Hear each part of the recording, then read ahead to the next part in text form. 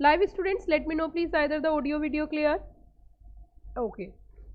सो अगर हम अभी तक की बात करें, जैसे कि हमने इससे पहले अपनी बेसिक क्लास स्टार्ट करी थी, बेसिक क्लास में हमने बहुत सारी चीज़ें समझी थी। हमने कहा था कि कंपनी बेसिकली सारे उसमें प्रॉस एंड कॉन्स हमने देखे थे कंपनी लॉ के बारे में। आपको सारी चीज़ें मैंने बताई थी कि कंपनी एक्ट क्या होता है, शेड्यूल क्या होते हैं, नोटिफिकेशंस क्या होते हैं, सर्कुलर्स क्या होते हैं, और उसी के साथ साथ एडमिनिस्ट्रेशन ऑफ कंपनी एक्ट, यहाँ तक हम अभी इससे पहले क्लास में कर चुके हैं। एडमिनिस्ट्रेशन ऑफ कंपनी एक्ट में 2 अथॉरिटीज़ की हमने बात करी, one is the ROC and second one is the RD। ROC means registrar of company, RD means regional director. अब देखो आगे अगर हम थोड़ा सा और बढ़े तो सबसे पहले जैसे कंपनी लॉ की स्टार्टिंग करते हो, तो कंपनी लॉ की स्टार्टिंग करने से पहले हमें लॉ का मीनिंग क्लियर होना चाहिए कि what do mean by the law. Law का मीनिंग है set of rules and regulations. Law जो बनाया जाता है समाज के लिए बनाया जाता है, लॉ बनाया जाता है सोसाइटी के लिए, समाज को आगे बढ़ाने के लिए, और समाज में जब जब किसी के साथ अन्याय होता है उसको न्याय दिलाने के लिए हमें ज़रूरत पड़ती है किसकी? लॉ की ज़रूरत पड़ती है। वहीं उसी के साथ जब हम कंपनी लॉ की बात करते हैं तो कंपनी लॉ में आ जाता है सीधा सीधा ऐसा लॉ जो कंपनी को चलाने के लिए ज़रूरत होती है, उससे बोलते हैं कंपनी लॉ। फिर मुद्दा उठता है कि फिर what is the difference between a company law and a company act. Company law is itself is a broader term, it covers automatically covers company act. Company act means act which is passed by the parliament, and company law itself is a broader term, it itself covers circulars, notifications which are issued by the authorities applicable to the companies. Any law, any niyam which is applicable to the company is come into the company law. So we can say that company law is a broader term as compared to company act, and company act is a part of company law. If we are concerning about the company act, there are how many sections are there? तो total sections are 470 sections, 470 section इसके अंदर है। मुद्दा उठता है क्या 470 के 70 CS executive के अंदर पढ़ा दिए जाते हैं? तो ऐसा बिल्कुल भी नहीं है। 470 सेक्शन आपको कंपनी लॉ के यहाँ पर बिल्कुल भी नहीं पढ़ने, लेकिन मैं आपको थोड़ा सा बता देती हूँ कि कौन कौन से सेक्शंस आपको पढ़ने हैं और कौन से सेक्शंस बहुत ज़्यादा इंपॉर्टेंट है। सबसे पहली चीज़ सेक्शन नंबर 1 से हम शुरुआत करते हैं, जो कि चैप्टर नंबर 1 में आता है। सेक्शन नंबर 1 हर एक एक्ट का होता है शॉर्ट टाइटल एक्सटेंड कमेंसमेंट, जो कि बहुत ही कम पढ़ा या पढ़ाया जाता है। शॉर्ट टाइटल एक्सटेंड कमेंसमेंट का मतलब होता है जिस कानून को आपको पढ़ रहे हो उसको शॉर्ट में क्या बोलते हैं। तो हमारा जो कानून है इसे शॉर्ट में हम बोलते हैं कंपनी एक्ट। उसके बाद दूसरा मुद्दा उठता है short title extent and commencement. इसकी एक्सटेंशन कहाँ तक है, कहाँ पर ये एप्लीकेबल है? This is applicable nowadays all over India, even Jammu and Kashmir also, you know very well. After amendment अब सब जगह एप्लीकेबल है। फिर उसी के साथ साथ कमेंसमेंट डेट क्या है? अगर कंपनी एक्ट 2013 की बात करें तो इसका इतिहास थोड़ा अलग है। जैसे टोटल 470 सेक्शन एक दिन से लागू नहीं किए गए थे, धीरे धीरे 90, फिर उसके बाद नेक्स्ट, फिर उसके बाद नेक्स्ट सेक्शंस लागू किए गए अलग अलग डेट पे। रीजन क्या था? रीजन ये था it is not an easy task to apply all the sections to the corporate, because अगर सारे सेक्शन एक साथ कॉर्पोरेट पे आप लगा दोगे तो how it's come possible to manage the entire law in a single day. It's a very tough task to manage by the professionals all the compliances, either it is a new law na, so it's very tough task to comply all the provisions in accordance with the new company act. That's why इसको parts में applicable किया गया है, parts में लागू किया गया है। कंपनी एक्ट 2013 के जैसे कि मैंने कहा 470 सेक्शन है, जिसमें से मैं आपको थोड़ा सा दिखाना चाहूँगी कि किस किस तरीके के सेक्शन से कहाँ तक एप्लीकेबल है। आपके कोर्स करिकुलम में कौन से सेक्शन बहुत ज़्यादा इंपॉर्टेंट है, थोड़ा सा आपको आइडिया होना चाहिए कि चैप्टर्स में किस सेक्शन से शुरुआत है, किस सेक्शन तक खत्म है। तो वो भी सारा हमारा बेसिक में ही आ जाता है, और उसको भी थोड़ा सा मैं आपको दिखाना चाहूँगी अगर पॉसिबिलिटी बन पाई तो, क्योंकि इसमें थोड़ा इंटरनेट मुझे लग नहीं रहा चल रहा है यहाँ पे।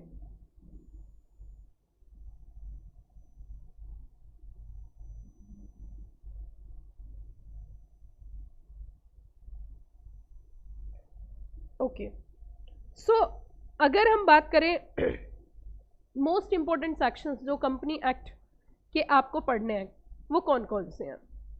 मोस्ट इंपॉर्टेंट सेक्शंस आपको जो इसके अंदर स्टडी करने हैं, कुछ तो डेफिनेशंस हैं। डेफिनेशंस जैसे कि कंपनी की डेफिनेशन, टाइप्स ऑफ कंपनीज में बहुत सारी डेफिनेशंस आ जाती हैं। फॉर एग्जाम्पल सबसे पहले कंपनी की डेफिनेशन की बात करते हैं। Company is defined under section 2 clause 20। Company जो आपको डिफाइन किया गया है वो सेक्शन 2 क्लॉज 20 के अंदर डिफाइन किया, बड़ा ही सिंपल सेक्शन है।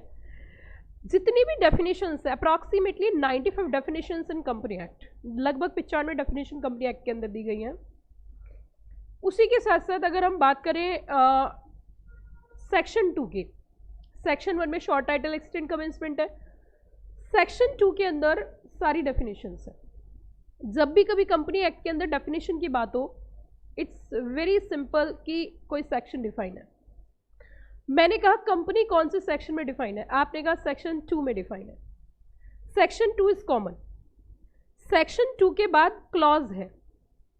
पिछली क्लास में हमारा ये भी बेसिक रह गया था, क्योंकि मुझे सिखाना था कि क्लॉज, सेक्शन, सबसेक्शन, प्रोविजो, इनमें क्या अंतर होता है। कंपनी एक्ट के अंदर जो डेफिनेशंस डिफाइन की गई हैं वो सभी डेफिनेशन क्लॉज में है। जब भी मैं कभी बोलूँ section 2 clause 20, section 2 clause 68, section 2 clause 71, it means आपको समझ लेना है कि सेक्शन में कंपनी या टाइप्स ऑफ कंपनी क्लॉजेस में डिफाइन है।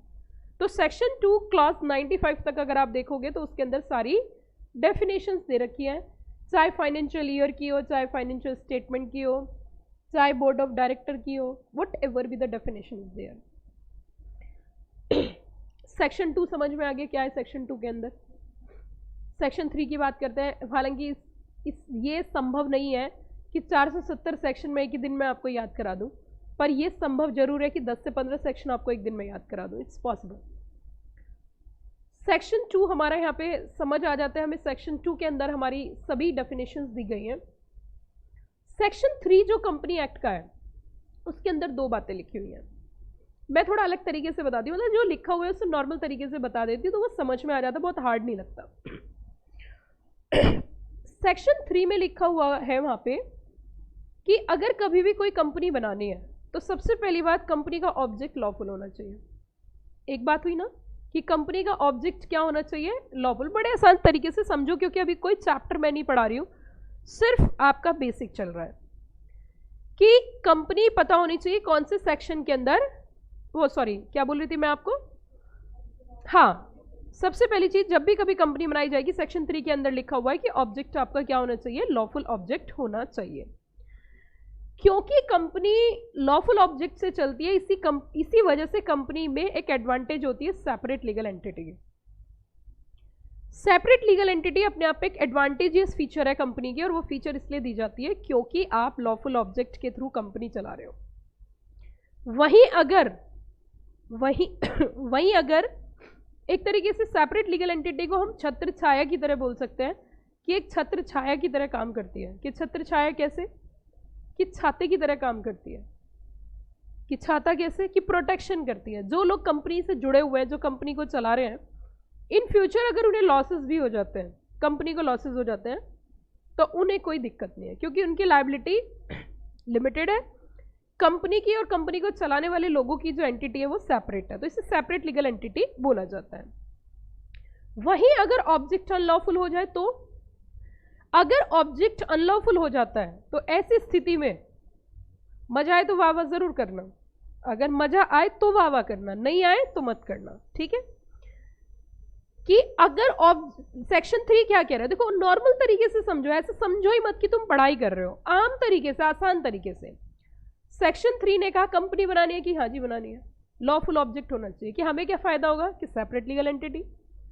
कि अगर ऑब्जेक्ट अनलॉफुल हो जाएगा तो क्या होना चाहिए, तो लॉ ने कहा ये जो आपको एडवांटेज मिला है ये वापस ले लिया जाएगा। कि वापस कैसे लोगे, तो आगे सुनना जरा। लिफ्टिंग और पियर्सिंग ऑफ कॉर्पोरेट व्हील, क्या बोला मैंने कि पर्दे को बेपर्दा ना कर दूं। मैंने क्या बोला, मैंने वही कहा था, मजा आए तो वाह वाह जरूर करना। कि पर्दे को बेपर्दा ना कर दूं, पर्दे को बेपर्दा ना कर दूं, लिफ्टिंग मेरा नाम नहीं। वाह वाह तो कर दो यार, इरशाद इरशाद, सुभान अल्लाह। इट मीन्स यहां पे इन्होंने साफ साफ बोला है कि पर्दे को, बेटा पीछे बोल देना कि क्लास का मैसेज एक बार कर दे, यहाँ नेट नहीं चल रहा है बाहर, हाँ कोई किसी को भी बोल लो।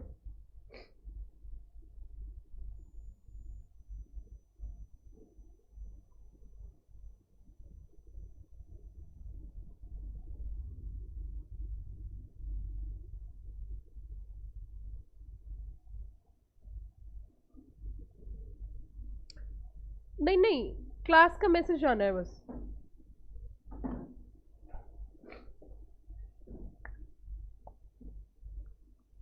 तो अब तो आप अकाउंट्स भी आपका इसी में आ गया है। हाँ, काफ़ी टफ हो गया अब, फर्स्ट ग्रुप आसान हो गया।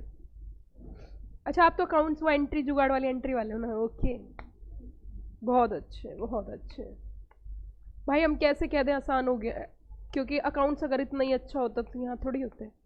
नहीं, नहीं समझे बात को, आप समझ नहीं पाओगे। समझ समझ के ना समझे वो क्या कहलाता है? ना समझ कहलाए। अकाउंट्स उतना ही अच्छा, बहुत ही ज़्यादा अच्छा होता, बहुत ही ज़्यादा अच्छा, तो फिर सीएस थोड़ी करते हैं, फिर तो सीए करते नहीं। क्लास 12 में अकाउंट्स में 90 मार्क्स लाना, क्लास 12th क्लास में अकाउंट्स में 90 मार्क्स लाना, और सीए ग्रुप 1 में पास होना अकाउंट्स में, दोनों में धरती आसमान का अंतर है। ठीक है, कहने वाली बात अलग होती है और एक्चुअलिटी सच्चाई सच्चाई होती है। आई एम राइट और रॉन्ग? सीए इंटर के सीआईपीसी से ग्रुप 1 में अकाउंट्स में पास होना और क्लास 12th में 90 मार्क्स लाना, दोनों में बहुत अंतर है। क्योंकि 25 से 30 नंबर तो ऐसे ही मिल जाते हैं। कैसे बताओ? अरे आप जानते ही हो, आप तो ताजे ताजे पास करके आए हो, प्रैक्टिकल के नहीं मिलते हैं। प्रोवाइडेड आप टीचर के साथ आपकी ठीक ठाक बातचीत है, आप टीचर को परेशान नहीं करते तो। हाँ चलिए, क्लास स्टार्ट होने का मैसेज सभी को मिल ही गया होगा। Live students let me know please, either audio video clear. चलो जी, एक बार जो बच्चे लाइव में कनेक्ट है वो सभी रिप्लाई करें। जो भी बच्चे लाइव में कनेक्टेड हैं सभी बच्चे एक बार अपनी अपनी तरफ से रिप्लाई करें। वाह वाह वाह वाह। चलिए खैर आगे चलते हैं, आगे बढ़ते हैं। जब तक हम अपनी तारीफ खुद से नहीं करेंगे तब तक लोग हमारी तारीफ नहीं करेंगे। Self branding is very important, ये समझो बात को। सेल्फ ब्रांडिंग करना बहुत ज़्यादा बेहद ज़रूरी है। अपने आप से अच्छा, अपने आप से ऊपर, अपने से ज़्यादा सुंदर, अपने से ज़्यादा ब्रिलियंट, अपने से ज़्यादा अमीर, अपने से ज़्यादा पढ़ा लिखा किसी को समझना नहीं चाहिए। पूछो क्यों? क्योंकि जब हम खुद समझेंगे तभी तो दूसरा समझेगा। हाँ, ये बात बहुत ज़रूरी है। तो इसीलिए अपने मोटिवेशन के लिए self motivation play a very very important role. मैं आपको एक छोटा सा एग्जांपल देती हूँ, अगर मैं गलत हूँ तो आप मुझे वहीं रोक देना। एक बच्ची पार्लर में जाती है, शादी उसकी सहेली की है, तैयार होने वो जाती है। उसने अच्छे खासे पैसे खर्च के 5,000 7,000 तो ले ही लेते हैं पार्लर वाले। तैयार होके आई बंदी, आके ज़रूर पूछेगी मैं कैसी लग रही हूँ। अगर किसी ने जानबूझ के बोल दिया तू बिल्कुल बेकार लग रही है, एकदम यू जस्ट लाइक चुड़ैल, भाई उसका दिमाग हिल जाएगा। हिल जाएगा कि नहीं हिल जाएगा? बेकार लग रही है। उसने 5 से 10,000 रुपये का खर्चा करने के बाद भी कॉम्प्लीमेंट के लिए किसी ने उसे झूठ बोल दिया कि तू बेकार लग रही है, बिल्कुल सुंदर नहीं लग रही, वो खुद को फील करेगी कि मैं सुंदर नहीं लग रही। इसे कहते हैं दूसरों के ऊपर डिपेंड होना। वो तो हमें पता है उसने क्या शीशे, आपको लगता है इतने पैसे खर्च करने के बाद उसने अपना मुंह नहीं देखा होगा? सबसे पहले उसने खुद देखा होगा, लेकिन क्योंकि उसको किसी दूसरे ने कॉम्प्लीमेंट दिया, उसकी वजह से उसे वो अपने आप को खूबसूरती नहीं लग रही। तो ये कहते हैं मोटिवेशन। सबसे बड़ा मोटिवेशन सेल्फ मोटिवेशन होता है। इसीलिए कोई क्या बोल रहा है, कोई क्या कह रहा है, उस पर ज़्यादा ध्यान नहीं देना चाहिए। और आपके प्रोफेशन में तो खास तौर पे, ये तो प्रोफेशन ही ऐसा है, 1 दिन 2 दिन का तो है नहीं, 6 महीने साल भर का भी नहीं, टाइम लगता है। कि ये तो आग का दरिया है, सीएस कोर्स आग का दरिया है, और डूब के जाना है तो लोहे का बनना पड़ेगा। और लोहे का इंसान तो बेशर्म हो जाता है, उस पर किसी बात का कोई असर नहीं होता। इस तरीके से आपको अपने आप को एज्यूम करना पड़ेगा, क्योंकि अगर आप अपने दिल पे लेने लगे चीज़ों को तो एग्जीक्यूटिव पास नहीं कर पाओगे, मैं गारंटी से कह रही हूँ। लोग हमेशा आपको 1 सेकंड के अंदर कमेंट्स बदल जाते हैं।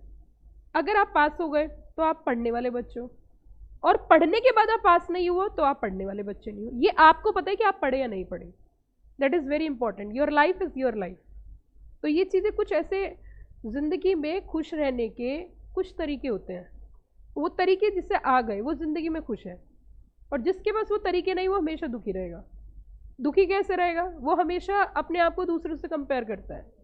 एक व्यक्ति ने 10 साल तक एक पेड़ को पानी दिया, लेकिन वो पेड़ 1 इंच नहीं बढ़ा, पर बंदा इतना डेडिकेटेड था कि पानी देता रहा और 10 साल तक पानी दिया।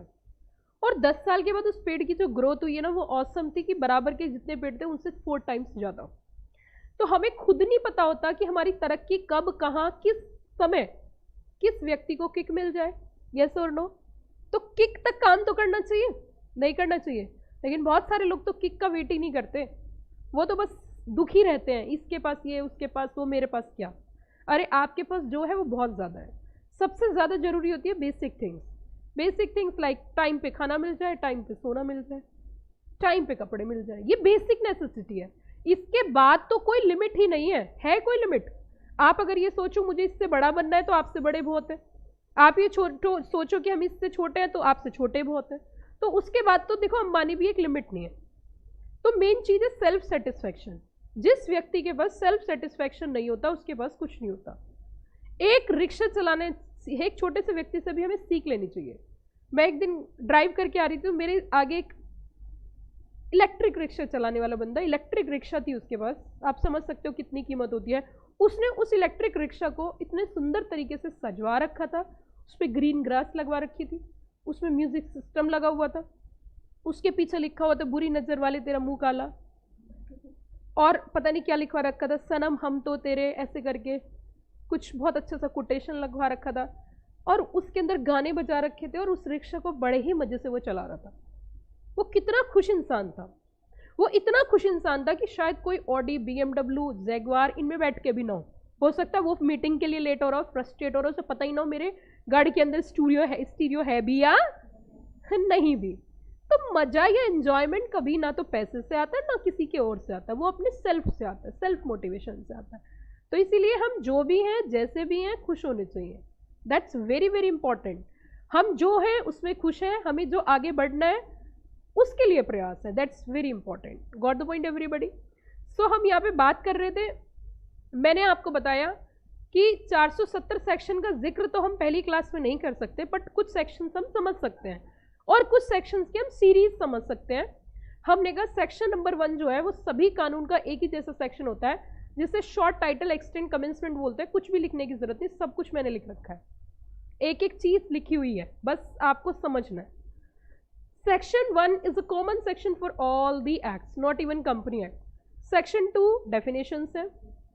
सेक्शन 3 में जब हम आए थे तो उन्होंने कहा था, सेक्शन 3 सबसेक्शन 1 में लिखा है कि कंपनी जो बनाओगे उसका ऑब्जेक्ट लॉफुल होना चाहिए, कि अगर लॉफुल ऑब्जेक्ट हुआ तो क्या होगा कि सेपरेट लीगल एंटिटी की एडवांटेज मिलेगी, कि अगर ऑब्जेक्ट अनलॉफुल हो जाए तो पर्दे को बेपर्दा ना कर दूं, लिफ्टिंग मेरा नाम नहीं, तो सेपरेट लीगल एंटिटी हट जाती है। सेक्शन 3 सबसेक्शन 2 के अंदर लिखा हुआ है कि अगर कंपनी लिमिटेड बाय शेयर, उसी के साथ सेक्शन 3(1) में एक और बात है कि मिनिमम मेंबर्स की रिक्वायरमेंट है। प्राइवेट कंपनी है 2 मेंबर, प्राइवेट में ओपीसी है 1 मेंबर, पब्लिक कंपनी है 7 मेंबर्स। ये भी बात सेक्शन 3 के अंदर लिखी गई। सेक्शन 3 सबसेक्शन 2 में लिखा है कंपनी लिमिटेड बाय शेयर हो सकती है, कंपनी लिमिटेड बाय गारंटी हो सकती है, कंपनी अनलिमिटेड लायबिलिटी कंपनी भी हो सकती है। ये बात हुई हमारी सेक्शन नंबर 3 की। तो 3 के बाद क्या आता है बच्चों? 3 के बाद क्या आता है? 4। सेक्शन 4 की हम बात करें, क्योंकि कंपनी बनने की शुरुआत हो गई है, तो सेक्शन 4 के अंदर जो कॉन्सेप्ट है वो है memory plus randomly is equals to memorandum. Company बनाने के लिए 2 कागज की बहुत ज़्यादा ज़रूरत होती है, 2 डॉक्यूमेंट्स बहुत ज़्यादा ज़रूरी होते हैं, और उससे बोलते हैं memorandum of association and article of association. 2 document कौन कौन से बताएं? Memorandum of association and article of association, MOA and AOA। उसी के साथ साथ सेक्शन 4 के अंदर MOA के कंटेंट है। अब मजा आए तो वाह वाह जरूर करना, देखो फीस मत दो कोई दिक्कत नहीं, लेकिन वाह वाह जरूर करना है, ठीक है? फीस बाद में दे देना थोड़ा। तो इट मीन्स अगर हम बात करें यहाँ पे, तो मेमोरेंडम का सेक्शन याद करने का बड़ा आसान तरीका, चारों ओर दिमाग लगाकर मेमोरी शार्प होती है। क्या बोला मैंने? चारों ओर दिमाग लगाकर मेमोरी शार्प होती है, तो सेक्शन नंबर 4।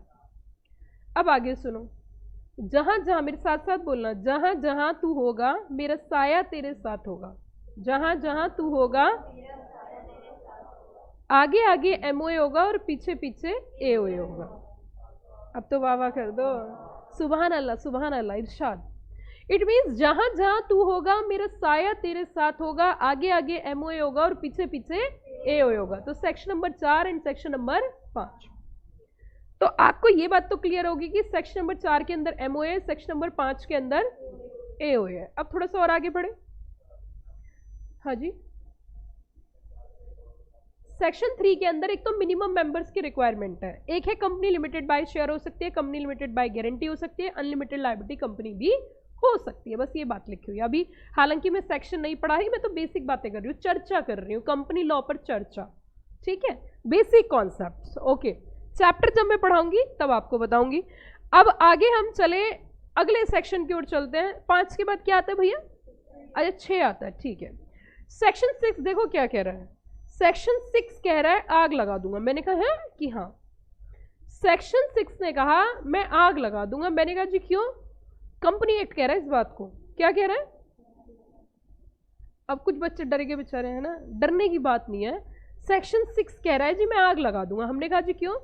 कि आग इसलिए लगा दूंगा कि अगर कोई भी कागज, कोई भी डॉक्यूमेंट, कोई भी रिजोल्यूशन, कोई भी एमओए, कोई भी एओए अगर मुझे ओवरराइड किया, अगर मेरे से ऊपर जाकर कुछ लिखा, तो वो नल एंड वॉइड होगा, मतलब आग लगा देगा। यस और नो? तो कंपनी एक्ट के अंदर एक बात लिखी हुई है सेक्शन नंबर 6 में।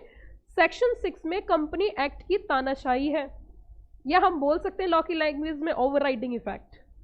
क्या बोल सकते हैं? तो सेक्शन 6 का ओवरराइडिंग इफेक्ट है किसके ऊपर? एओए के ऊपर, एमओए के ऊपर, रिजोल्यूशन के ऊपर, एग्रीमेंट के ऊपर। कहीं पर भी कोई भी पॉइंट आप ऐसा नहीं लिख सकते जो कंपनी एक्ट को ओवरराइड करता हो। अगर ओवरराइड करेगा तो वो हो जाएगा नल एंड वॉइड। क्या हो जाएगा? Null and void. Are you got the point? अब अगली बात सुनो। हमने कहा वो नल एंड वॉइड हो जाएगा कि हाँ जी बिल्कुल हो जाएगा। हमने कहा जी ऐसा क्यों? क्योंकि जब भी कभी हम कोई प्रोफेशनल कोर्स करते हैं तो हमारे बहुत सारे लॉजिक होते हैं कि क्यों, ऐसा क्यों, इसके पीछे क्या कारण है, इसके पीछे की क्या वजह है। तो अब थोड़ी सी वजह के पीछे भी चलते हैं। कंपनी एक्ट का जो गठन किया गया, कंपनी एक्ट जो बनाया गया, कंपनी एक्ट बनाने के पीछे जो उद्देश्य था वो एक था कि क्या, कि इसमें जितने लोग कनेक्टेड है, इसमें जितने लोगों का पैसा लगा हुआ है, जिसका स्टेक है, उनकी रक्षा होनी चाहिए। क्योंकि जिन लोगों का पैसा लगा हुआ है, अगर उनकी प्रोटेक्शन नहीं होगी, उनकी रक्षा नहीं होगी, तो यहाँ पे एक बात साफ हो जाएगी कि क्या, कि कोई भी कंपनी को पैसा नहीं देगा। इसीलिए विश्वास जीतने के लिए, to repose the confidence of investor, एक कानून ऐसा होना चाहिए जो इनकी रक्षा करे, प्रोटेक्शन करे। इसी वजह से ये पिक्चर में आया company act 2013। Each and every company is to be incorporated as per Company Act. Each and every company is to run in accordance with law. Each and every company is to wind up as per law. So starting से लेके ending तक law ही पालन करना है। यहाँ पे ये कहते हैं कि अगर, अब मैं इसकी इंटरप्रिटेशन और डीप में करके आपको बताती हूँ। एक और बात उसमें दूसरे पहलू में लिखी है उसी सेक्शन में, कि अगर कोई ऐसा प्रावधान है, कोई ऐसा प्रोविजन है जो शेयर होल्डर्स की प्रोटेक्शन करता है, अगर कोई ऐसा प्रोविजन है जो शेयर होल्डर्स की क्या करता है, प्रोटेक्शन करता है, और वो कंपनी एक्ट को ओवरराइड कर रहा है, तो वो वैलिड हो सकता है। अब ये बात तो खटक गई, दिमाग में नहीं आई। मैं आपको एक एग्जांपल देके बताती हूँ। मान के चलिए कंपनी एक्ट के अंदर लिखा है कि आप ये काम जो है ऑर्डिनरी रिजोल्यूशन से कर सकते हैं, XYZ कोई भी काम, लेकिन वही उन्होंने आर्टिकल्स में लिख लिया कि आप अगर ये काम करना चाहते हो तो इसके लिए आपको स्पेशल रिजोल्यूशन पास करना पड़ेगा। क्या पास करना पड़ेगा? जिसे SR बोलते हैं। क्या बोलते हैं उसे? SR। अब मुद्दा ये उठता है कि स्पेशल रिजोल्यूशन पास करना पड़ेगा, कि जी बिल्कुल स्पेशल रिजोल्यूशन पास करना पड़ेगा। तो अब यहाँ पे देखा जाए तो ओवरराइडिंग इफेक्ट हो गया किसका? कंपनी एक्ट का। लेकिन आप मुझे बताइए, अगर कोई एक्ट ऐसा है जिसमें SR पास करना है तो उसमें ज़्यादा शेयर होल्डर्स का इन्वॉल्वमेंट होगा, 3 टाइम्स फेवर में चाहिए। OR में तो 51% से ही काम चल जाता है। तो क्या ये प्रोविजन जो है वो शेयर होल्डर्स की प्रोटेक्शन कर रहा है कि नहीं कर रहा है? बिल्कुल कर रहा है। तो ऐसी स्थिति में हम कह सकते हैं, शेयर होल्डर्स की अगर प्रोटेक्शन कर रहा है तो हम ऐसे सिचुएशन में कह सकते हैं भैया कि ये प्रोविजन वैलिड है। तो क्रक्स में क्या समझ में आया सेक्शन 6 में, कि वैसे नॉर्मल प्रोविजन ये है कि कोई ओवरराइड नहीं कर सकता, लेकिन अगर प्रोटेक्शन की बात है तो ओवरराइड कर सकते हैं। क्लियर? या ऑल क्लियर?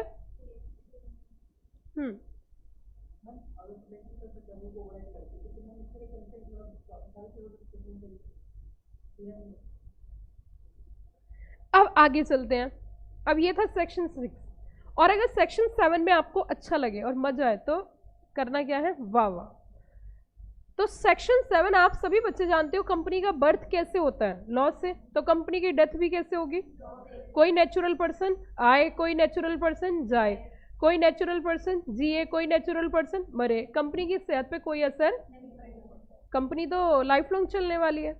तो इसीलिए वहां पे एक सेक्शन है, सेक्शन नंबर 7, और सेक्शन 7 को बड़े आसान तरीके से हम याद कर सकते हैं, 7 फेरों से बंधाइए जन्मों का बंधन। क्या बोला मैंने?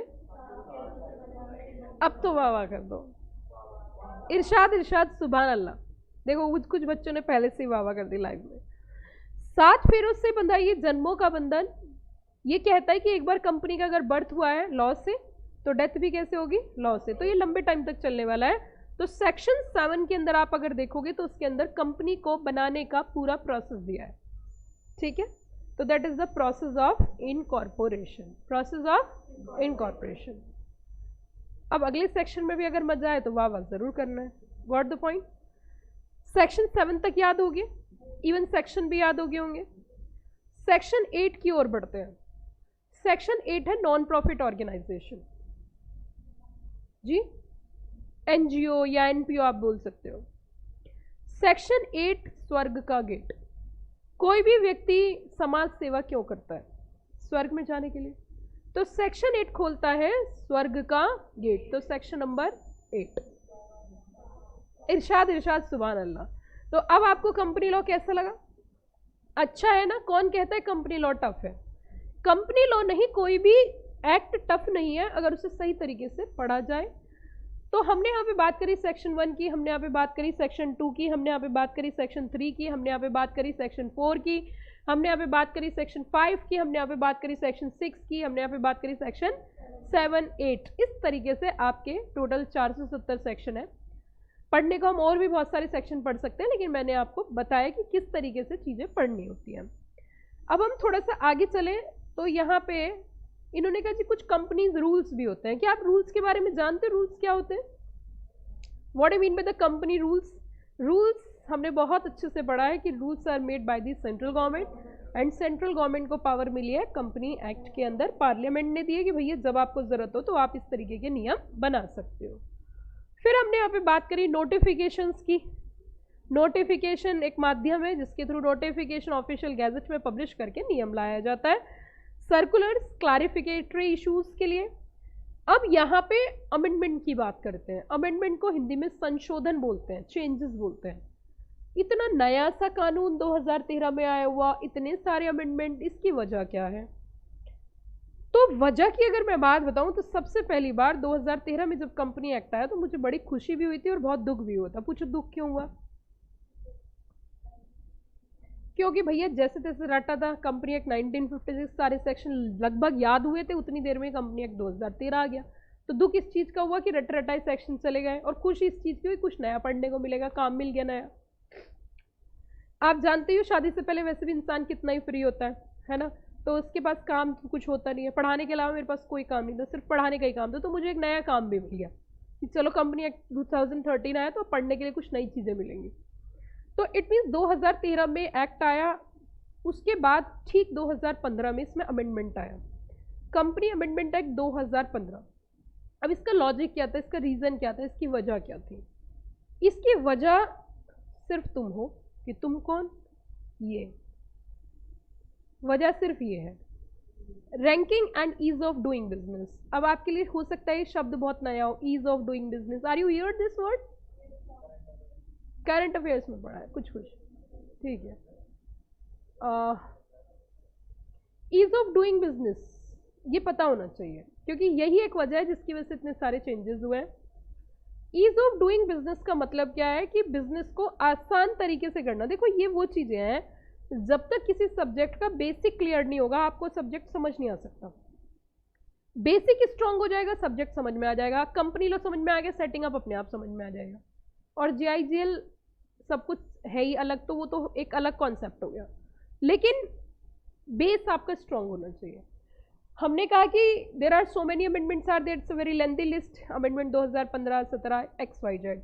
तो उसकी वजह क्या थी? हम उसकी वजह सिर्फ तुम हो कि तुम कौन, ranking and ease of doing business. इसने कहा कि ranking ease of doing business का मतलब क्या है? Doing business in a easy form, doing business in a easy form. Now what do you mean by the doing business in a easy form? आप कितना भी शोर मचा लो, आप कितना भी शोर मचा लो, कुछ भी कह लो, हमारे देश में आइए, हमारे देश में आके बिजनेस करिए, हमारे देश में ये है, हमारे देश में वो है, लेकिन मान के चलिए मिस्टर टॉम है और mister Tom is interested to do business in India, suppose mister Tom is interested to do business in India. Now उसने कहा जी मेरे पास 5,000 करोड़ रुपए हैं, वो मैं सारे हिंदुस्तान में इन्वेस्ट करना चाहता हूँ। लेकिन इतनी मोटी रकम को लगाने से पहले वो किसी ना किसी से ज़रूर पूछेगा कि लगाने के बाद क्या चांसेस है रिटर्न के। और जब भी कभी रिटर्न की बात होती है तो ऑब्वियस सी बात है, go for professional and taking the advice of professional. Professional क्या करते हैं कि हमारा जो वर्ल्ड बैंक है, हमारा भी है वो सबका ही है, वर्ल्ड बैंक कंट्रीज़ की रैंकिंग बनाता है। अप्रॉक्सीमेटली 180 के आसपास कंट्रीज है उसमें। जिसकी जितनी अच्छी रैंक होती है, जिसकी जितनी भी अच्छी रैंक है, उसके उतने रिटर्न के पोटेंशियल ज़्यादा है, बिजनेस के पोटेंशियल ज़्यादा है। अब इंडिया की रैंक चेक करें अगर 2015 में, तो आप खुद हैरान हो जाओगे, नीचे से बड़ी अच्छी पोजीशन थी। तो अब मिस्टर टॉम का अगर मन भी था इंडिया में पैसा लगाने का, तो मन नहीं रहेगा, मन खराब हो जाएगा, उल्टी सी आने को हो जाएगी उससे। क्यों? क्योंकि रैंकिंग अच्छी नहीं है। लेकिन इंडिया में, इंडिया से आकर्षित सब है कि इंडिया में बिजनेस करना है, तो अट्रैक्शन सबका है। अट्रैक्शन की वजह क्या है? अट्रैक्शन की वजह है यहाँ की पॉपुलेशन। पॉपुलेशन अट्रैक्शन की वजह क्यों, ये चीज़ मैं यही प्रूव कर देती हूँ। मैं सिर्फ 3 बच्चों पे, शुरू में अभी सारे बच्चों से नहीं पूछूंगी, कुछ 2-3 बच्चों से एक बात पूछती हूँ। मैं आपसे पूछना चाहती हूँ कि आप मान लीजिए आज, मान लीजिए आप सीएस बन गए हो, मान लीजिए आज आपके अकाउंट में 60,000 रुपये आए हैं, मान लिया। अब उन 60,000 रुपये लेके आप क्या करोगे? मैम पहले तो मैं किसी को बुलाऊंगी, गिन के बता भाई 60 पूरे हैं कि नहीं, मुझे गिने भी नहीं जाएंगे, इतने पैसे एकदम से आ जाएंगे तो, और वो भी अपनी कमाई के। तो 60,000 रुपये आपके पास सपोज है, तो आप उन पैसों से क्या करोगे? 60,000, 7 नहीं, तौहीन हो जाएगी। 60,000, 60। आप 60,000 रुपये आपकी जेब में आ गए, हम मानते हैं 60,000 आ गए, आपने क्या करोगे आप उन 60,000 रुपये से? ईमानदार से बताना, बस ये मत बोलना दान करूंगी, वो बाद की बात होती है। दान तो इंसान तब कर जब उसकी सारी इच्छा पूरी हो जाती है। हाँ बताइए। जैसे कि नीड नंबर 1, ऑब्वियस सी बात है, सेल का बोर्ड जो है, हमेशा आप देखना जितने भी ब्रांडेड आउटलेट्स या कोई भी आउटलेट होता है, लड़कियां कभी नहीं देखती है ब्रांडेड आउटलेट है या ये मुफ्ती का है या लिंसोली का है या ये एडिडास का है, पूमा, वो देखते हैं भाई सब सेल कहाँ है। और कई बार आपने देखा होगा सड़क पे जब गाड़ी ड्राइव करती है लड़की, तो उसके आजू बाजू में कोई भी लड़का निकलता नहीं है जल्दी से, क्योंकि उसे पता है कहीं भी सेल का बोर्ड देख के 5वें गियर में ब्रेक लग सकते हैं। तो इसीलिए, है ना, ये फैक्ट है। तो आप मुझे बताइए, आप 60,000 रुपये से क्या करोगे?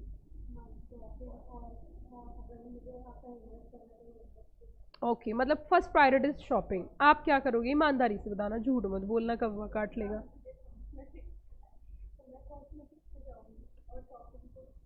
मन भर के करूंगी, चांदनी चौक पहुंच जाओगी। चांदनी चौक जाने में भी आपका टाइम है, शादी के टाइम पे पहुंचना। तो ये कॉस्मेटिक्स परचेज करेंगे। आप क्या करोगे? 60,000 रुपीज़ का थार लेके आऊंगा, हाँ,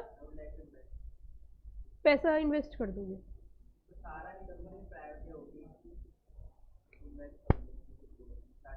किसी के सामने मत बोलना है बात, अब मतलब अब मत बोलना, आज तो बोल दिया आपने। लड़की शादी नहीं करेगी आपसे, बोलेगा तो कंजूस है, बस पैसे जोड़ने की बात करता है। समझ लो ना बात को। बहुत अच्छा लगा आपकी बात सुन के, लेकिन सच्चाई बता रही हूँ मैं आपको। किसी लड़की से अगर कभी शादी की कोई बात होती है, मत बोलना मैं इन्वेस्ट करूँगा। बोलेगा 1 नंबर का कंजूस आदमी है, ना तो खुद ही पैसे खर्च करेगा ना मुझे करने देगा, है ना। तो इन्वेस्टमेंट अच्छा ऑप्शन है, लेकिन first priority I think investment शायद नहीं होगी। फर्स्ट प्रायोरिटी क्या होगी? पापा मम्मी के लिए कुछ नहीं सोचा? कैसे बच्चे हो तुम? आज फ़ोन करना पड़ेगा तुम्हारे घर। कुछ सामान नहीं खरीद के ले जाओगे उनके लिए? भाई पक्का? क्या पूरा नाम क्या है आपका? अच्छा ठीक है। देखो ये बच्चा एक एक्सेप्शनल सिचुएशन है, वो कह रहा है जी मेरे पास जैसे पैसे आएंगे मैं इन्वेस्ट। कपड़े नहीं खरीदोगे? घूमने नहीं जाओगे कहीं? पब्लिक प्लेटफॉर्म चल रहा है, देख लो, कोई लड़की देख रही होगी, वो बोल देगी भैया ना, इन्वेस्ट ही करोगे? इन्वेस्ट पक्की बात है। बहुत अच्छी बात, लड़का बहुत ही अच्छा है, काफ़ी, भगवान मुझे भी ऐसी सद्बुद्धि दे देता बचपन में, ठीक है ना, बहुत अच्छा। वैसे जनरली क्या होता है कि हमने अगर यहाँ पे कुछ बच्चों पे ये रिसर्च करी, तो उसमें से ज़्यादातर बच्चों ने बोला कि मैं पैसे खर्च करूँगा। अब खर्च कैसे होता है? जैसे लड़कों की चॉइस होती है रॉयल एनफील्ड लेना, लड़कों की चॉइस होती है थार लेना 4x4, चाहे उसमें ठुस ठुस के बैठे, चाहे उसमें बैठा ना जाए, चाहे उसमें एक के ऊपर से एक को कूद के पीछे जाना पड़े, चलाना तो फिर भी सीख लेते हैं, लेकिन थार लेनी है क्योंकि थार है वो, है ना। चाहे उसमें घुसने के लिए जगह नहीं है, एक के ऊपर एक कूद के जाता है लेकिन थार है, चाहे उसमें लगेज ना जाए लेकिन वो थार है, चाहे गर्मियों में वो हीट हो जाए इसी के बाद भी, उसमें कुछ हो ना हवा में उड़ जाए वो, लेकिन वो क्या है, थार है। तो पैसे खर्च होंगे भाई साहब, इसीलिए आपने देखा इंडिया के अंदर इस समय कार के अंदर कितना कंपटीशन है, ह्यूज कंपटीशन। गाड़ी लेने का मन नहीं करता, क्यों? क्योंकि पता नहीं कल कौन सी नई आ जाए, उस पर मन आ जाए, इतना कंपटीशन आज की डेट में है। तो यहाँ पर सबसे पहली बात तो जो पॉपुलेशन है वो यंग पॉपुलेशन है, जवान पॉपुलेशन है, एक बात, क्योंकि ज्यादा पैसा खर्च कौन करता है? आप पीवीआर में कभी जाओ, सीसीडी में कॉफी 99% कौन पिएगा? ज्यादा यंगस्टर्स पियेंगे, टू इम्प्रेशन के लिए, ऑब्वियस बात है, जो दिखाने के लिए पीते हैं सीसीडी में कॉफी। बहुत एक्सेप्शनल मीटिंग वाले लोग बहुत कम जाते हैं। भाई साहब 300-400 रुपये कोई कॉफी पे खर्च कर रहा है तो वो किस लिए खर्च कर रहा है? शॉप के लिए कर रहा है, नहीं तो उसमें कॉफी में ऐसे तो है नहीं कि कॉफी पीते ही आदमी एकदम एनर्जी में उड़ने लगेगा, ऐसे तो कुछ अलग से कुछ चीजें होती नहीं है। ऑब्वियसली पता है इंप्रेशन के लिए है। जितने भी महंगे ब्रांड इंडिया में जब आए थे तो उनका एक लॉजिक था कि महंगे ब्रांड, जितने भी महंगे ब्रांडेड जो भी सामान होते हैं उनका आने का पीछे कारण पता क्या था? कि ब्रांडेड सामान आने के पीछे लॉजिक था कि जो अमीर लोग होंगे, जिनके पास ज्यादा पैसा होगा, वो ठिकाने लगाने के लिए कुछ जुगाड़ होना चाहिए। ये बात है, फैक्ट है ये। लेकिन उल्टा हुआ। उल्टा क्या हुआ? जिनके पास ज्यादा पैसे हैं वो तो लेते ही हैं, लेकिन जिनके पास पैसे नहीं है वो जानबूझ के लेते हैं, क्योंकि उनको अपर क्लास में दिखना है। ये एक स्टेटस हो जाता है, स्टेटस सिंबल हो जाता है। मेरे तो आईफोन से उस दिन से मन हट गया, जिस दिन से मैंने ऑटो वाले के पास 2 आईफोन देखे, मेरी तो इच्छा ही खत्म होगी, मैं सच बता रही हूँ। मतलब इच्छा इन द सेंस मन ही नहीं हुआ लेने का, कभी आज तक ऐसा लगा नहीं कि आईफोन इज ए स्टेटस।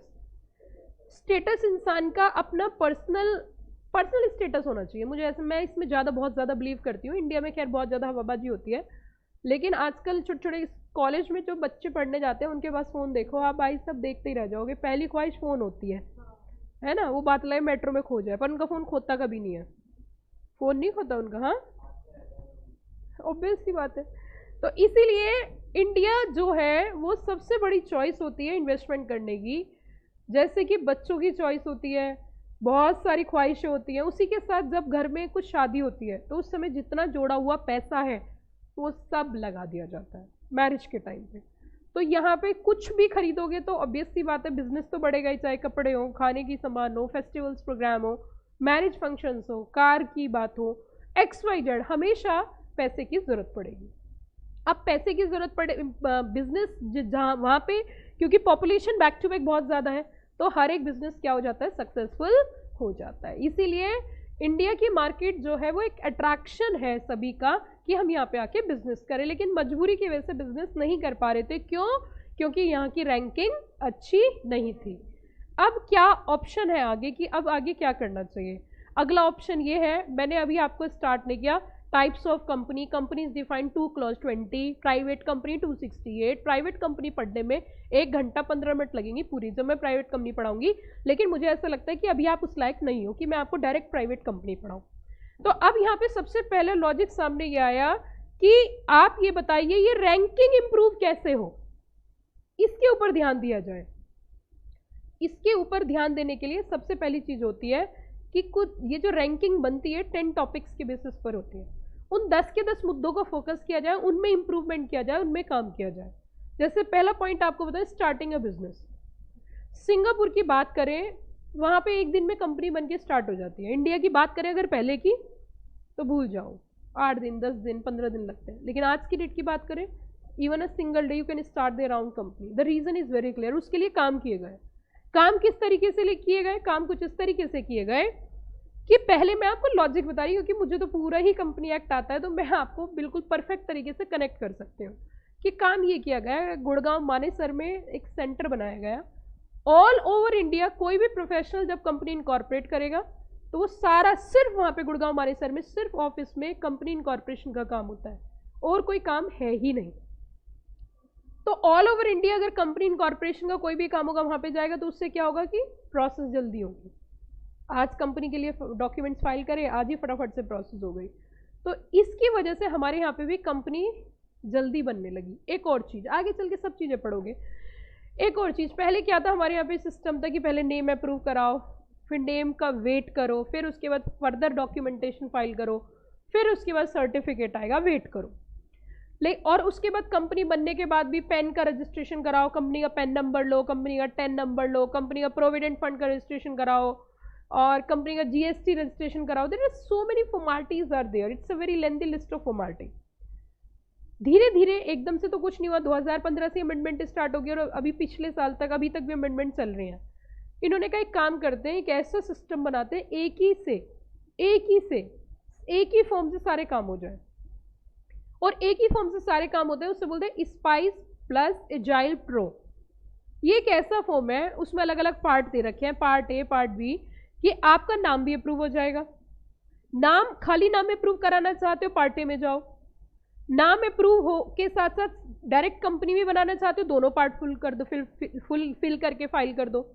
तो आपके यहाँ पे इससे क्या हुआ, इससे हुआ कि now in India it is possible to start a business in a single day. तो इसका इंप्रूवमेंट रैंक पे गया, इससे हमारी रैंक इंप्रूव हुई। 63rd पोजीशन थी, अब तो काफ़ी और अच्छी भी चल रही है, वो चेंज होती रहती है। तो उससे एक हाई जंप इंडिया को मिला और एक अच्छी पोजीशन पे इंडिया पहुंची। उसी के साथ साथ आपने देखा, खाना खाया उस पर टैक्स, पानी पिया उस पर टैक्स, टैक्स पे टैक्स, टैक्स पे tax. There are so many taxes are there, जाल of tax in India. Now India take initiative one nation one tax, that is a GST. तो हमारे देश के अंदर क्या आया, GST, goods and service tax, single tax, no need to go for here and here, there are so many formalities are there, you don't take stress, go for single tax. तो इससे भी हमारे देश के अंदर, हमारे all over India, all over world में ranking में हमारे देश का इंप्रूवमेंट हुआ। स्टार्टिंग अ बिजनेस में इलेक्ट्रिसिटी का पॉइंट है, रजिस्टरिंग प्रॉपर्टी का पॉइंट है, so many points are there. तो सभी पे काम हुआ। और आपने CSEE में पढ़ा होगा, कंप्लाइंसेस में टाइम कम लग रहा है, कोस्ट कम आ रही है, कंप्लाइंसेस में टाइम कम लग रहा है, कोस्ट कम आ रही है। इस तरीके से it's not a one day game, it's a lengthy process, it's a very lengthy process. तो वो अभी भी ऑनगोइंग प्रोसेस है, रैंक को अभी भी इम्प्रूव किया जा रहा है। तो इस तरीके के काम करके हमने अपनी रैंक को इम्प्रूव करने की कोशिश करी। और कंपनी अमेंडमेंट एक्ट 2015 से लेके और अब तक के जितने भी अमेंडमेंट्स आए, उनका लॉजिक यही है कि हम अपने यहाँ पे हर वो चीज़ करना चाहते हैं जो विश्व के साथ हमारा देश कदम से कदम मिला के चले।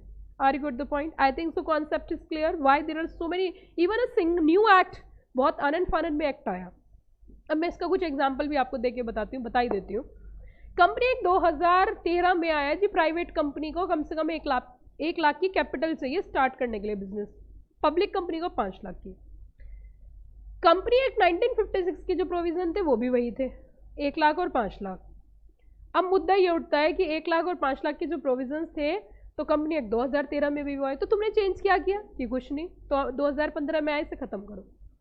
तो आज की डेट में it's not mandatory to start a business either by 1 lakh और 5 lakh, your own choice, you start your business even 1 रुपया। ठीक है, समझ में आ गया? तो इस तरीके से बहुत सारे चेंजेस हुए, बहुत सारी अमेंडमेंट्स आई, और अमेंडमेंट मैंने कहा is on going process in your profession. अब आगे हम थोड़ा सा और चलते हैं। आपको आगे, जैसे अभी मैं आपको बता रही थी, यहाँ पे कुछ ऑर्डिनेंस की भी बात हुई है। तो ऑर्डिनेंस और एक्ट के बीच में क्या अंतर होता है? What is the difference between a act and a ordinance? Ordinance pass करने की हमारे देश के अंदर गवर्नर और प्रेसिडेंट के पास पावर होती है। ऑर्डिनेंस बेसिकली टेम्परेरी कानून बनाया जाता है जब हमारे पार्लियामेंट्री सेशन में नहीं होती, टेम्परेरी कानून बनाते हैं। भारतीय संविधान के अंदर आप इसके सारे प्रोविजन पढ़ोगे तो आप यहाँ पे देख सकते हो कि ordinance is a temporary law, short term के लिए जो कानून पारित किया जाता है गवर्नर या प्रेसिडेंट के द्वारा। अब हम थोड़ा सा सेक्शन का स्ट्रक्चर पढ़ेंगे कि what is the structure of section. तो सेक्शन का स्ट्रक्चर हम देखिए, अभी तक आपने देखा होगा, जैसे मैंने एक सेक्शन लिया है, section 15 subsection 6 clause A sub clause 3। तो सबसे पहले होता है सेक्शन, सेक्शन के बाद होता है सबसेक्शन, ठीक है, सबसेक्शन के बाद होता है क्लॉज, क्लॉज के बाद होता है सब क्लॉज। अब मैं आपको इसका कहानी पलट देती हूँ। सेक्शन के बाद डायरेक्ट क्लॉज दिखाती हूँ आपको, सेक्शन के बाद डायरेक्ट क्लॉज है डेफिनेशंस में। जैसे सेक्शन 2 क्लॉज 20 बोला ना मैंने, 2 क्लॉज 20, तो वहां पे ऐसा क्यों किया गया? सेक्शन 2 क्लॉज 20 के अंदर कंपनी की डेफिनेशन है, सेक्शन 2 क्लॉज 10 के अंदर बोर्ड ऑफ डायरेक्टर की डेफिनेशन है। तो अब अगर हम देखें तो वहां पे एक ही डेफिनेशन के अंदर बहुत सारी चीजें डिफाइन की गई। तो डायरेक्ट कनेक्शन किसी का भी किसी के साथ नहीं है। जैसे कहीं पे कंपनी है, कहीं बोर्ड ऑफ डायरेक्टर है, तो डायरेक्ट कनेक्शन तो किसी का किसी के साथ नहीं है, तो वहां क्लॉज डाल दिए। सबसेक्शन वहां डाले जाते हैं जहां डायरेक्ट कनेक्शन होता है। जैसे कि मैं एग्जांपल देके बताऊं, जैसे section number 96 is AGM. 96 subsection 1 में एजीएम करनी है, 96 2 में आपको कितने दिन में कैसे कहां पर करनी है। तो 96 सेक्शन से ही समझ में आ गया कि जनरल मीटिंग का सेक्शन है और इसके जितने भी सबसेक्शन है वो सारे जनरल मीटिंग से कनेक्टेड है। तो सेक्शन के बाद जब सबसेक्शन होता है तो उसका आपस में क्या होता है? डायरेक्ट कनेक्शन होता है। लेकिन क्लॉजेस में डायरेक्ट कनेक्शन नहीं होता। क्या ये बात समझ में आ गई? Generally speaking any number in bracket after section is read as subsection. वो जनरली क्या रीड किया जाता है? As a subsection, but it is not always true. But ये हमेशा ऐसा नहीं होता। Sometime it may be read as clause. For example under company act definition clause. Clear? या ऑल क्लियर? हाँ जी।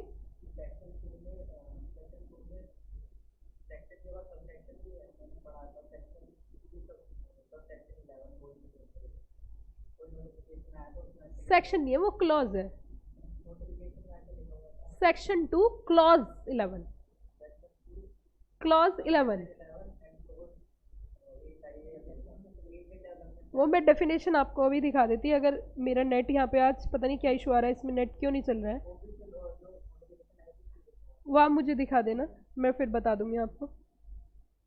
ठीक है, अभी दिखा देती मैं तो आपको सेक्शन खोल के।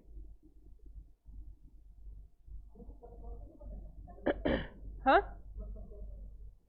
आगे पूरा सेक्शन पढ़ते हैं वैसे तो, ऐसा कुछ नहीं है, लेकिन हाँ सब चीज़ पढ़ो। याद कितना रहता है दैट्स वेरी इंपॉर्टेंट। तो अब देखिए, जब हम 10 टॉपिक्स की बात कर रहे थे तो 10 टॉपिक्स में हमारा ये कुछ टॉपिक्स थे कि कैसे ऐसे कौन कौन से पॉइंट्स हैं जो कंसिडर किए जाते हैं बिजनेस को स्टार्ट करने के लिए। सबसे पहला starting a business, number 2 dealing with construction permission, getting electricity, registering property, getting credit, minority interest कैसे प्रोटेक्ट किया जाता है। माइनॉरिटी इंटरेस्ट के लिए हमारे देश के अंदर कंपनी एक्ट के अंदर बहुत सारे बदलाव हुए, जैसे कि क्लास एक्शन सूट हम पढ़ेंगे, और आपका प्रिवेंशन एंड ऑपरेशन चैप्टर है, उसमें बहुत सारी बातें हैं। बहुत सारे सेक्शंस हमारे यहाँ पे हैं जो माइनॉरिटी को प्रोटेक्ट करते हैं। उसी के साथ साथ पेइंग टैक्सेस, आप देख ही रहे हो, one nation one tax, that is GST. Resolving insolvency का अगर मैं एग्जांपल दूं तो आप एक कानून पढ़ोगे IBC, insolvency bankruptcy code, IBC जिसे बोलते हैं, तो उसके अंदर प्रोविजन दिए गए हैं किस तरीके से आज की डेट में अगर इंसॉल्वेंसी है तो उसको रिजॉल्व करना है। यहाँ आके आपकी जो है बेसिक जो कंपनी लॉ है उससे हम बोल सकते हैं कि आपका बेसिक टर्म्स जो है वो खत्म हो गए। इट मीन्स जैसे कि इनिशियल से स्टार्टिंग से हमने कहा था, यहाँ पे एक बात लिखी हुई है, क्या पॉइंट लिखा हुआ है, to impart expert knowledge of various provisions of company act, its schedules, its rules, its notifications, its circulars including secretarial practices, case laws and secretarial standards. अब बहुत सारे दिमाग में आपके कंफ्यूजन चलेंगे जब आप पढ़ाई करोगे, तो आपके माइंड में कई सारे क्वेश्चन पुट होंगे, उनका मैं आंसर पहले दिन दे देती हूँ। क्वेश्चन नंबर 1, मैम जब हम एग्जाम के लिए तैयारी करेंगे तो मैम उसके लिए क्या सारे सेक्शन याद करने जरूरी है? Answer is no. ऐसा बिल्कुल जरूरी नहीं है कि जब आप एग्जाम के लिए प्रिपरेशन करोगे तो आपको सभी सेक्शन जो है वो याद करने हो, ऐसा बिल्कुल मैंडेटरी नहीं है। ऐसे बहुत सारे सेक्शन है जो क्लास के दौरान, कोर्स के दौरान मैं आपको याद कराऊंगी, वो याद रहेंगे, वो जरूरी है। उसी के साथ क्वेश्चन नंबर 2, मैम जैसे कि हम घर पे बैठ के रिवीजन करेंगे तो मैम जो बुक में लिखा हुआ है क्या वही हमें आंसर लिखना है? Answer is no. ऐसा कुछ भी नहीं है कि आपको बुकिश लैंग्वेज लिखनी है, आपको लैंग्वेज अपनी लिखनी है। लॉ की लैंग्वेज एक दिन में नहीं आती, लॉ की लैंग्वेज 2 दिन में नहीं आती, ये एक प्रैक्टिस है। जितनी ज़्यादा प्रैक्टिस करोगे उतनी जल्दी आपको लैंग्वेज लिखनी आ जाएगी।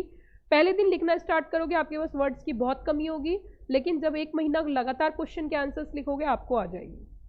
Question number 3, ma'am company law के पेपर में ऐसी कौन कौन सी चीज़ें हैं जो हमें ध्यान रखनी चाहिए और हम पेपर पास कर लें? कंपनी लॉ का पेपर जब बच्चे देने जाते हैं तो 100 में से लगभग 95 स्टूडेंट्स का पेपर छूट जाता है, क्योंकि कंपनी लॉ के पेपर की एक खास बात होती है, वो बच्चों का पसंदीदा पेपर होता है। ऐसा लगता है हमें सब कुछ आता है, लेकिन पेपर इतना लेंथी होता है कि बच्चों का पेपर छूट जाता है। तो इसके लिए सबसे ज़्यादा ज़रूरी होगी पहले दिन से आपको अपनी स्पीड मेंटेन करना, अपना स्पीड टेस्ट करना। लिखना आना बहुत ज़रूरी है पास होने के लिए, क्योंकि वहाँ पे मैं सिर्फ आपको लिखने का तरीका समझा सकती हूँ, आपको स्पीड टेस्ट देने का तरीका समझा सकती हूँ, करना आपको ही पड़ेगा।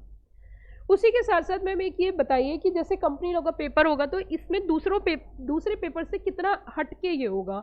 कंपनी लॉ के पेपर में इंस्टीट्यूट की पूरी कोशिश होती है कि यहाँ पे एक से एक क्वेश्चन दिया जाए, क्योंकि ये कोर एरिया है कंपनी सेक्रेटरी का।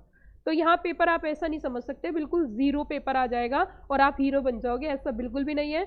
यहाँ कॉन्सेप्चुअल पेपर आता है, कॉन्सेप्ट से पेपर आता है। पेपर टफ नहीं होता लेकिन कॉन्सेप्चुअल होता है, क्योंकि ये एक मेन कोर एरिया है। यहाँ का ठीक ठाक लेवल होता है, पेपर बहुत लेंदी भी होता है। दो बातें मैंने आपको साफ बता दी। अगली चीज में यहाँ पे क्वेश्चन ऐसा किस तरीके से आएंगे कि जो आप कह रहे हो कि लेंदी होगा। यहाँ पे आपके 3 तरीके के क्वेश्चन आने के चांसेस होते हैं। पहला केस स्टडी, केस स्टडी लिखना बहुत आसान है, मैं आपको सिखा दूंगी। दूसरा डायरेक्ट क्वेश्चन आ सकते हैं। तीसरा शॉर्ट नोट आते हैं। शॉर्ट नोट बहुत कम ही पूछते हैं, या तो डायरेक्ट क्वेश्चन होते हैं या फिर केस स्टडी फॉर्म में क्वेश्चन होते हैं। क्लियर होगी बात।